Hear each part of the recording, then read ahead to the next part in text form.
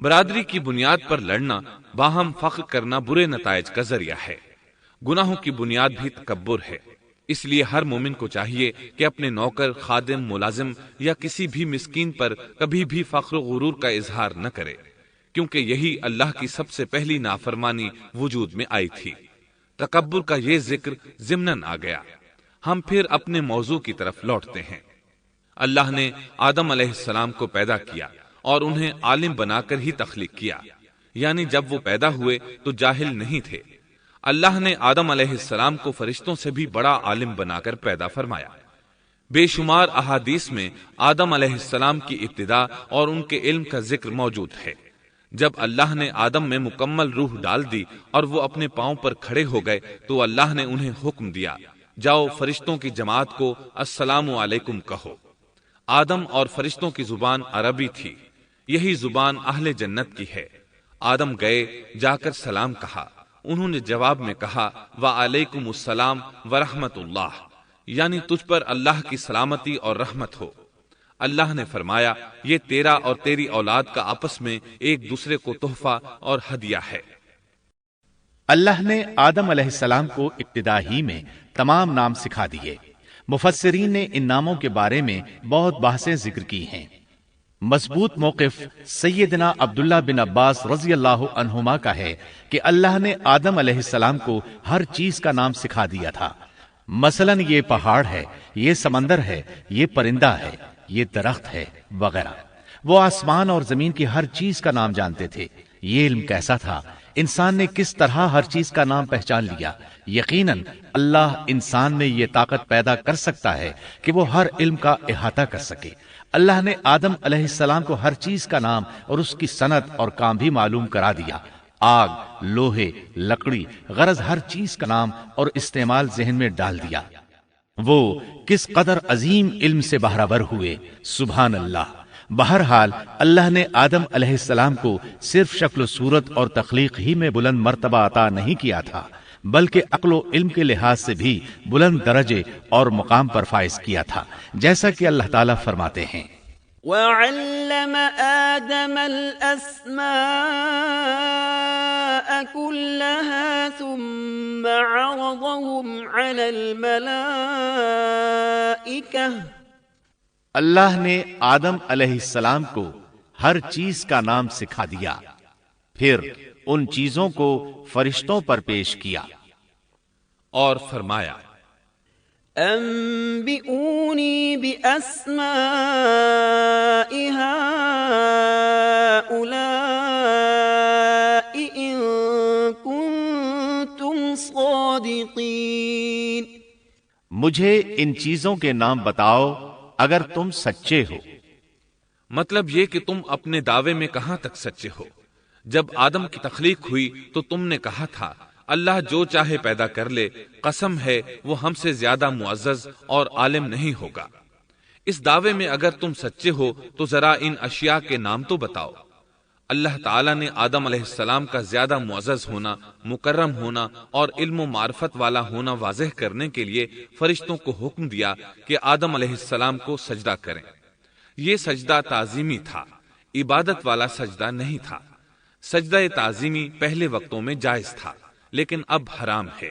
اسی لیے تو یعقوب علیہ السلام، ان کی بیوی اور 11 بیٹوں نے یوسف علیہ السلام کو سجدہ کیا تھا۔ بہرحال فرشتوں نے آدم علیہ السلام کو سجدہ کیا۔ اس سے معلوم ہو جاتا ہے کہ کون زیادہ عزت اور عظمت والا ہے۔ یقیناً آدم علیہ السلام زیادہ شرف اور منزلت کے حقدار ٹھہرے۔ جب اللہ تعالیٰ نے ان کی عزت، تکریم اور تعظیم ثابت فرما دی، تب علم و معرفت میں ان کی برتری ثابت کرنے کے لیے فرمایا اگر تم اپنے قول میں سچے ہو تو ان چیزوں کے نام بتاؤ۔ تب فرشتوں نے کہا قالوا سبحانك لا علم لنا إلا ما علمتنا إنك أنت العليم الحكيم۔ قال يا آدم أنبئهم بأسمائهم فلما أنبأهم بأسمائهم عليهم قال ألم أقل لكم إني أعلم غيب السماوات والأرض وأعلم ما تبدون وما كنتم تكتمون۔ فرشتے کہنے لگے اے اللہ تو پاک ہے، ہمیں تو صرف اتنا ہی علم ہے جتنا تو نے ہمیں سکھا رکھا ہے، مکمل حکمت و علم والا تو ہی ہے۔ اللہ تعالیٰ نے آدم علیہ السلام سے فرمایا اے آدم تم ان فرشتوں کو ان چیزوں کے نام بتاؤ۔ آدم ہر چیز کا نام بتانے لگے، کسی جگہ بھی انہوں نے غلطی نہیں کی۔ جب انہوں نے فرشتوں کو تمام چیزوں کے نام بتا دیے تو اللہ تعالیٰ نے فرشتوں کو مخاطب کر کے کہا کیا میں نے تمہیں پہلے ہی نہیں کہہ دیا تھا کہ زمین اور آسمان کا غیب میں ہی جانتا ہوں، اور میرے علم میں ہے جو تم ظاہر کر رہے ہو اور جو چھپا رہے ہو۔ یہاں ذہن میں سوال ابھرتا ہے کہ فرشتے کیا چھپا رہے تھے؟ وہ راز والی بات یہی تھی کہ اللہ ہم سے زیادہ معزز اور عالم مخلوق پیدا نہیں کرے گا۔ واضح رہے ہم آپ کو صرف واقعات ہی نہیں سنا رہے، صرف سیرت اور تاریخ ہی بیان نہیں کر رہے، بلکہ قرآن بھی پڑھ پڑھ کر سنا رہے ہیں، اور قرآن کو اس وقت تک سمجھنا محال ہے جب تک کہ ان واقعات کی تفصیل موجود نہ ہو۔ خیر، اس کے بعد اللہ تعالیٰ نے اما حوا کو پیدا فرمایا۔ انہیں آدم علیہ السلام کے فوراً بعد پیدا نہیں فرمایا، بلکہ آدم علیہ السلام نے کافی عرصہ جنت میں تنہا بسر کیا، اور حدیث میں ہے کہ وہ وحشت محسوس کرتے تھے، تنہائی کو شدت سے محسوس کرنے لگے تھے۔ آخر کار ایک روز جب وہ سو رہے تھے تو اللہ تعالیٰ نے ان کی بائیں پسلی سے اما حوا علیہ السلام کو پیدا فرمایا اور آدم علیہ السلام کا ہم سفر بنا دیا۔ اللہ فرماتے ہیں يا أيها الناس اتقوا ربكم الذي خلقكم من نفس واحدة وخلق منها زوجها۔ اے لوگو اپنے اس پروردگار سے ڈر جاؤ جس نے تم سب کو ایک ہی جان سے پیدا کر ڈالا، اور اس جان یعنی آدم علیہ السلام سے ان کی بیوی کو پیدا کیا۔ آدم علیہ السلام کے وجود ہی سے حوا کا وجود بنایا گیا، وہ کوئی الگ مخلوق نہیں تھی۔ جب آدم علیہ السلام بیدار ہوئے تو انہوں نے اپنے قریب ایک عورت کو بیٹھے دیکھا، پوچھنے لگے تم کون ہو؟ حوا علیہ السلام نے کہا عورت۔ آدم علیہ السلام نے پھر پوچھا تجھے کس لیے پیدا کیا گیا ہے؟ وہ بولی آپ کے لیے، تاکہ آپ مجھ سے سکون اور انس حاصل کریں۔ جب فرشتوں نے آدم علیہ السلام کو ایک عورت سے باتیں کرتے دیکھا تو کہنے لگے اب ایک اور نئی مخلوق پیدا کی گئی ہے۔ آدم علیہ السلام نے ان مخلوقات کا نام تو بتا دیا تھا جو مشہور و معروف تھیں، ان کا نام پوچھنا چاہیے۔ انہوں نے آدم علیہ السلام سے سوال کیا، انہوں نے فوراً جواب دیا حوا، اس لیے کہ اللہ نے تو آپ کو ہر چیز کا نام سکھا دیا تھا۔ فرشتوں نے کہا ان کا نام حوا کیوں رکھا گیا ہے؟ آدم علیہ السلام نے جواب دیا اس لیے کہ اسے ایک زندہ چیز سے پیدا کیا گیا ہے، حیات کی نسبت سے حوا نام رکھا گیا۔ مسلم شریف میں ہے، سیدنا ابو ہریرہ رضی اللہ عنہ روایت کرتے ہیں کہ رسول اللہ صلی اللہ علیہ وسلم نے فرمایا من كان يؤمن بالله واليوم الآخر فإذا شهد أمرا فليتكلم بخير أو ليسكت واستوصوا بالنساء خيرا فإن المرأة خلقت من ضلع وإن أعوج شيء في الضلع أعلاه إن ذهبت تقيمه كسرته وإن تركته لم يزل أعوج استوصوا بالنساء خيرا۔ جو شخص اللہ اور آخرت کے دن پر ایمان رکھتا ہے جب وہ کسی معاملے کے لیے حاضر ہو تو بھلائی والی بات کرے یا خاموش رہے، اور عورتوں کے بارے میں بھلائی کی وصیت حاصل کر لو، یعنی ان کے ساتھ اچھا سلوک کرو، کیونکہ عورت پسلی سے پیدا کی گئی ہے اور پسلی میں زیادہ ٹیڑھا حصہ اوپر والا حصہ ہوتا ہے۔ اگر تم اس کو سیدھا کرنا چاہو گے تو توڑ ڈالو گے، اور اگر اس کو چھوڑ دو گے تو وہ اسی طرح ہمیشہ ٹیڑھی رہے گی۔ عورتوں کے بارے میں بھلائی کی وصیت حاصل کر لو۔ مطلب یہ کہ اسی حالت میں گزر بسر کرو، عورتوں کے بارے میں بھلائی کی وصیت حاصل کر لو۔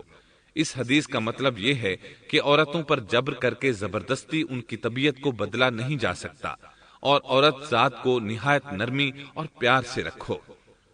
ان کی طبیعتوں میں ٹیڑھا پن ہے، وہ کبھی جذبات سے مغلوب ہو جاتی ہے اور عقل کھو بیٹھتی ہے۔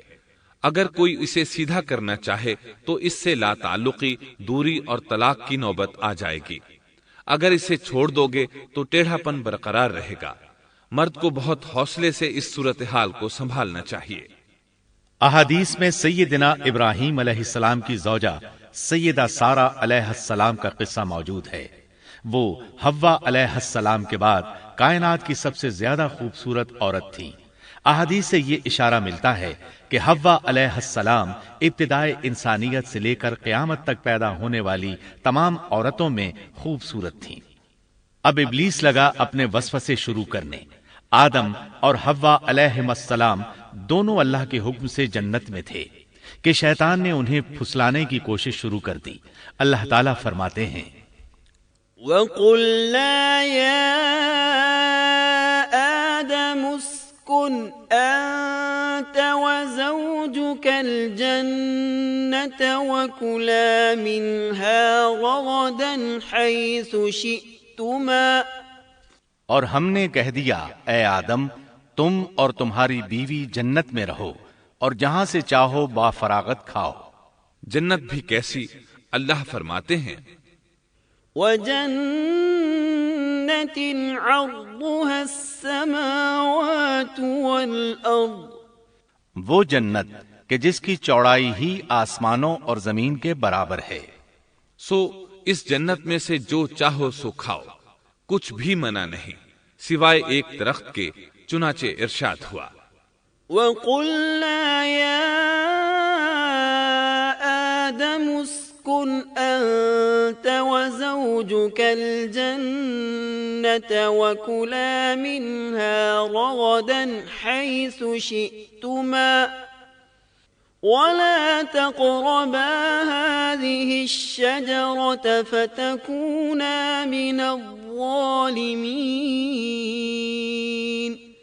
اور ہم نے کہا، اے آدم، تم اور تمہاری بیوی جنت میں رہو، پھر جس جگہ سے چاہو با فراغت کھاؤ، اور اس درخت کے پاس مت جاؤ ورنہ ظالموں میں سے ہو جاؤ گے۔ ایک اور جگہ فرمایا، وَإِذْ قُلْنَا لِلْمَلَائِكَةِ اسْجُدُوا لِآدَمَ فَسَجَدُوا إِلَّا إِبْلِيسَ أَبَى فَقُلْنَا يَا آدَمُ إِنَّ هَذَا عَدُوٌّ لَكَ وَلِزَوْجِكَ فَلَا يُخْرِجَنَّكُمَا مِنَ الْجَنَّةِ فَتَشْقَى إِنَّ لَكَ أَلَّا تَجُوعَ فِيهَا وَلَا تَعْرَى وَأَنَّكَ لَا تَظْمَأُ فِيهَا وَلَا تَضْحَى۔ اور جب ہم نے فرشتوں سے کہا کہ آدم کو سجدہ کرو تو ابلیس کے سوا سب نے سجدہ کیا۔ ابلیس نے انکار کیا تو ہم نے کہا، اے آدم، یہ تیرا اور تیری بیوی کا دشمن ہے، خیال رکھنا ایسا نہ ہو کہ وہ تم دونوں کو جنت سے نکلوا دے اور تو مصیبت میں پڑ جائے۔ یہاں تو تجھے آرام ہے، نہ تو بھوکا ہے اور نہ ننگا، اور نہ تو یہاں پیاسا ہوتا ہے، نہ دھوپ سے تکلیف اٹھاتا ہے۔ گویا اللہ نے سیدنا آدم علیہ السلام کو وسوسے سے پہلے ہی خبردار کر دیا تھا۔ ان آیات سے یہ بھی پتا چلا کہ انسان سے ابلیس کی عداوت اور دشمنی ابتدا ہی سے چلی آ رہی ہے، اور یہ بھی ثابت ہوا کہ جو لوگ کہتے ہیں کہ انسان ابتدا میں ننگا تھا، ان کا قول صحیح نہیں، اس لیے کہ اللہ تعالیٰ نے جنت میں بھی آدم علیہ السلام پر لباس رکھا اور زمین میں بھی لباس نازل کر دیا، جیسا کہ اللہ تعالیٰ فرماتے ہیں، يا بني آدم قد أنزلنا عليكم لباسا يواري سوآتكم وريشا وَلِبَاسُ التَّقْوَى ذَلِكَ خَيْرٌ۔ اے آدم کی اولاد، ہم نے تم پر لباس کو نازل کیا جو تمہاری شرمگاہوں کو چھپاتا ہے اور زینت کا سبب بھی ہے، اور تقوی کا لباس اس سے بھی بہتر ہے۔ لہذا آدم ابتدا میں ننگے نہیں تھے، انہیں تو ننگے پن کا علم ہی نہیں تھا، نہ ہی ان کی بیوی کو برہنہ ہونے کا علم تھا۔ اللہ نے آدم علیہ السلام کو کامل نعمتوں سے نوازا، بھوک نہ پیاس، یہاں تک کہ پیاس کے اسباب سے بھی محفوظ، نہ گرمی اور نہ دھوپ، پھر بے انتہا حسن و جمال، مشقت نہ تکلیف، بدبختی نہ بدقسمتی۔ آدم اور حوا علیہ السلام کے دلوں میں وسوسہ ڈالنے کے بارے میں بھی قرآن نے روشنی ڈالی ہے۔ فَوَسْوَسَ لَهُمَا الشَّيْطَانُ، پھر شیطان نے ان دونوں کے دلوں میں وسوسہ ڈالا۔ یہ وسوسہ اس نے ان دونوں کو طمع دلانے کی صورت میں پورا کیا، اور یہ طمع دلائی کہ اس درخت کو کھانے سے ہمیشگی اور بقا ملتی ہے، اور کبھی نہ ختم ہونے والی بادشاہت حاصل ہوتی ہے، اور اس وسوسے کا مقصد یہ تھا لِيُبْدِيَ لَهُمَا مَا وُورِيَ عَنْهُمَا مِنْ سَوْآتِهِمَا، تاکہ ان کا پردہ بدن جو ایک دوسرے سے پوشیدہ تھا دونوں کے روبرو بے پردہ کر دے۔ ان کی شرمگاہوں کو ننگا کرنے کے لیے اس نے ایسا کیا۔ وہ دونوں کپڑے میں ملبوس تھے، ستر ڈھانپ رکھا تھا۔ جب انہوں نے اس درخت سے کھایا تو لباس نیچے گر گیا، دونوں برہنہ ہو گئے۔ یہی شیطان چاہتا تھا کہ انہیں برہنہ کر دے، اللہ کی نافرمانی پر اکسائے۔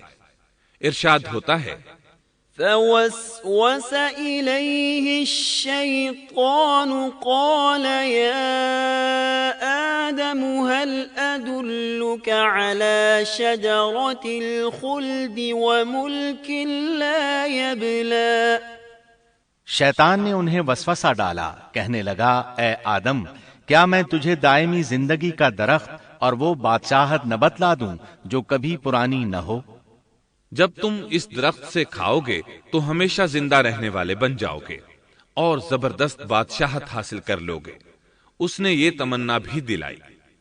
وَقَالَ مَا نَهَاكُمَا رَبُّكُمَا عَنْ هَذِهِ الشَّجَرَةِ إِلَّا أَن تَكُونَا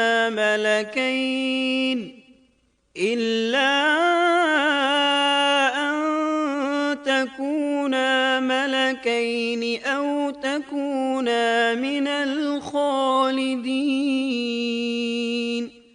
تمہارے رب نے تم دونوں کو اس درخت سے اس لیے منع کیا ہے کہ تم دونوں فرشتے نہ بن جاؤ یا ہمیشہ زندہ رہنے والے نہ بن جاؤ۔